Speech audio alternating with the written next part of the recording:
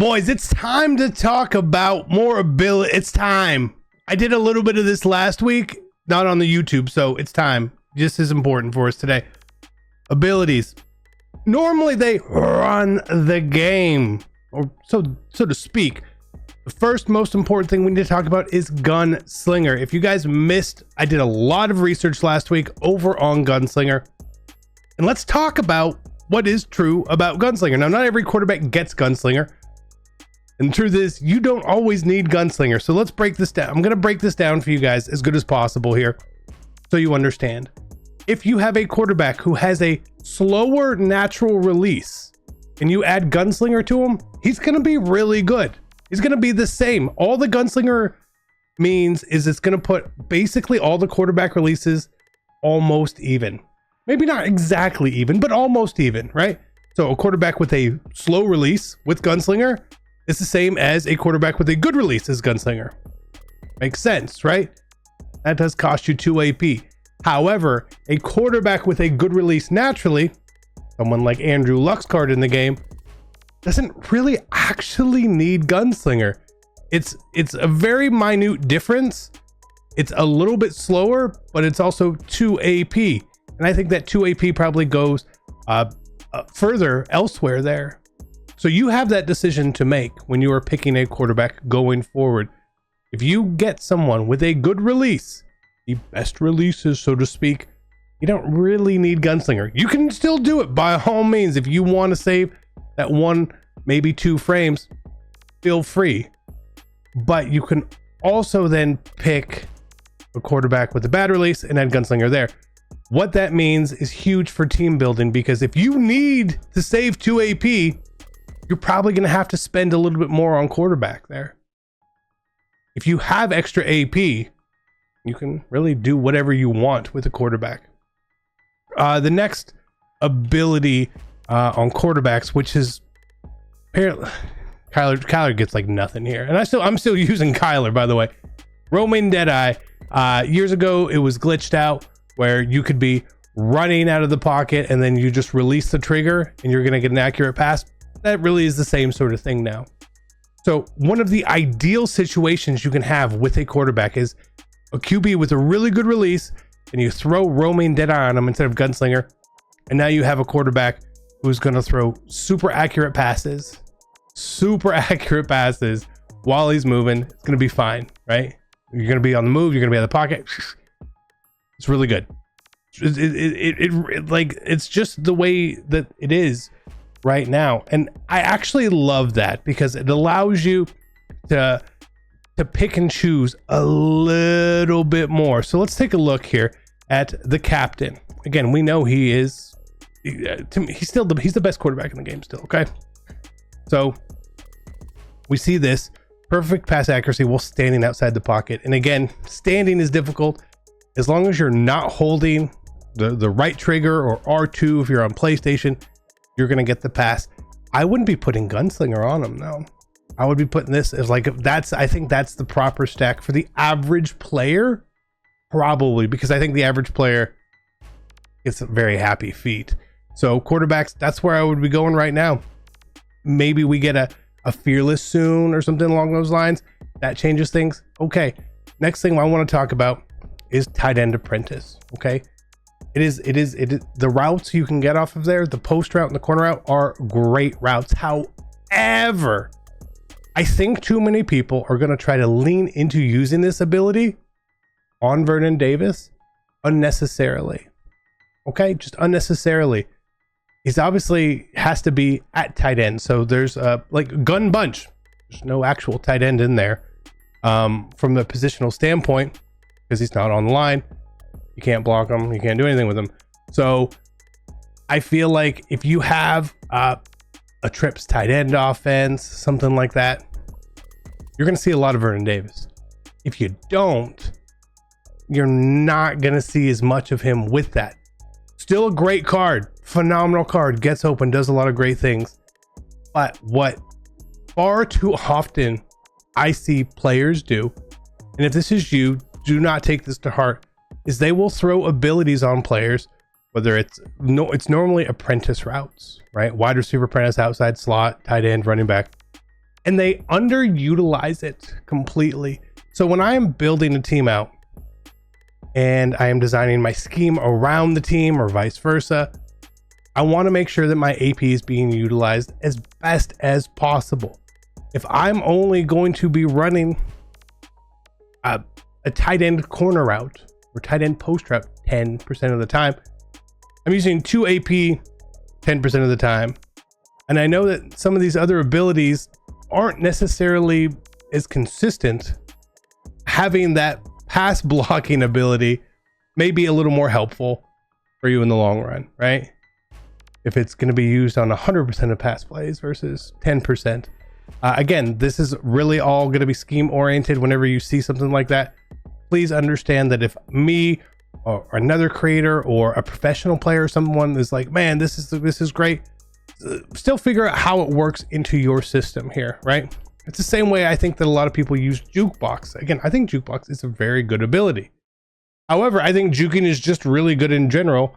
So it's how often is jukebox doing something there? I think you're better off using a different ability on a running back here. And then again, I don't have a lot of abilities, but recuperation, second wind, energizer, those sorts of things right there. You're going to be able to string together those jukes and you're going to save AP doing it as well. It's also a really smart task. I see a lot of really good players do stuff like that. I think it's smart, honestly, because again, when the running back has the ball in his hands, which is, you know, a decent amount during your game, 1 juke is good, 2 jukes is better, and you can get and string that together for a single AP as opposed to a 2 or 3 AP combination. And then you could also potentially add running back apprentice on him there. So I think that's the better way to go there. As far as the wide receivers, again, very scheme dependent. You need a slot apprentice, use a slot apprentice. You need an outside apprentice, use an outside apprentice. It is what it is. It just makes a lot of sense to me. It makes a lot of sense. If you're looking to build the best team in Madden, make sure you avoid the packs and save some racks. Heading over to MMOEXP.com. Use my code CC for 5% off. Link is in the description down below. When we get to defense, I feel like the AP situation really shrinks here because I would like a lot of abilities on a lot of my players here. Now, pick artist is not as good as it used to be. If you have extra AP to throw out there, I think that's a fine thing to do, right? However, I do think Vita Vey with inside stuff is near mandatory at this point. Yes, inside stuff will not always work. It won't. I know it doesn't. If there happens to be an intentional double team or so for some reason, whatever that run play just has a double team based on your defense, it's not going to activate. But when it does activate, he's in the backfield and he does an excellent job. That is 2 AP to help force someone to pass. And that's what you want. Okay? Like, that's what we want. Now, when it comes to some of these other pass rush abilities, I've tried all sorts of different combinations. I haven't noticed a whole lot. If you are playing more of the all Madden type, all Madden seasons, MUT champions, anything like that, a 4-man pass rush without abilities is going to do really good. If you need to find something to throw out there, unpredictable is fine. But again, I'd rather throw a pick artist on someone than that, because I feel like the generic pass rush in the game is already pretty good, and the generic catching from corners, safeties, isn't very good. So let me shore up that. Yeah, you know, a sack is phenomenal. We love it. 2nd and 18, and then it's 1st and 10 because they picked up the first down. What you want, if you can get 1 extra stop a game in an offensive game because of a pick artist, that is really good. Now, obviously, I'm using a lot of linebackers right now, so I'm putting lurker on here. That's probably, it's its own thing. But I am in the process of trying pick artists on pass rushers because we know a lot of times there's pressure in this game. I want to see how this works on the edge. Does he pick off some of those tipped passes, balls in the air when someone gets sacked, throw out of sacks, etc. That's really what I'm looking at right here, right now. With Micah having pick artist, I don't have any definitive answers.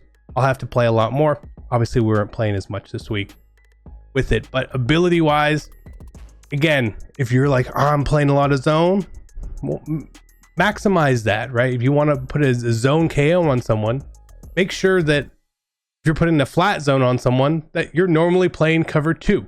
If you're playing a deep in zone, make sure he's normally there, right? As soon as you start to mix up your coverages as much as possible, with someone like me, I mix up my coverages a lot and I do a lot of different adjustments right now in the game.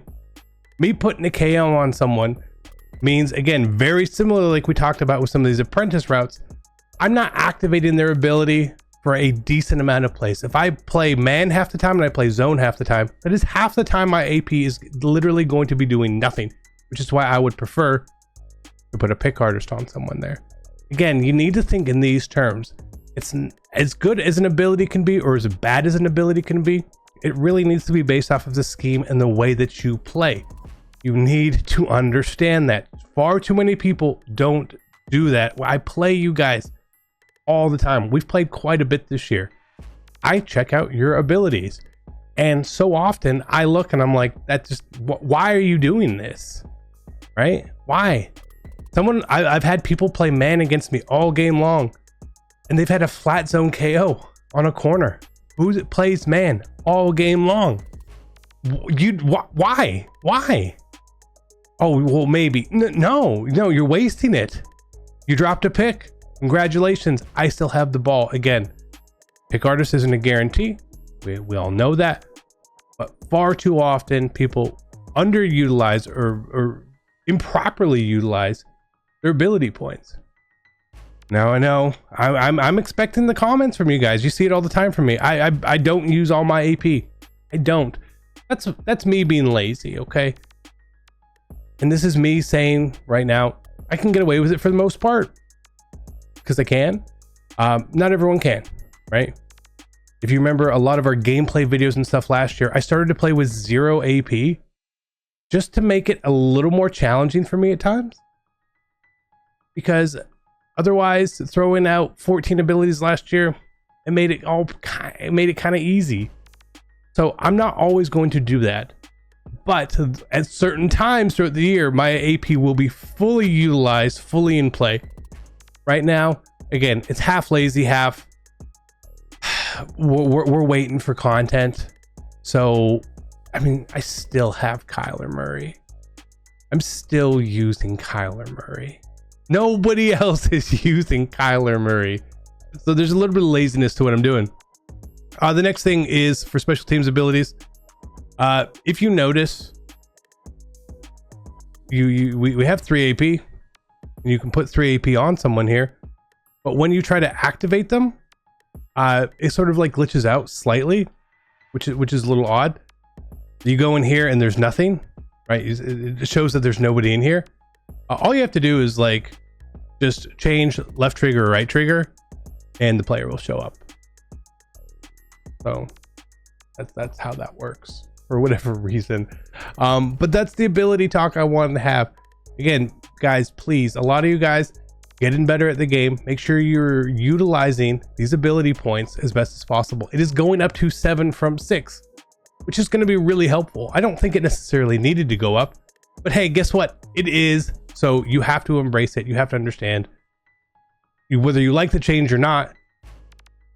Just take advantage of it in any sort of way possible. Find that one extra AP. Again, for the average player, you should be utilizing all the AP every game as much as possible. I hope this helps out some of you guys. Thank you so much for tuning in. We have season 2 reveals later today. I'm out. Peace.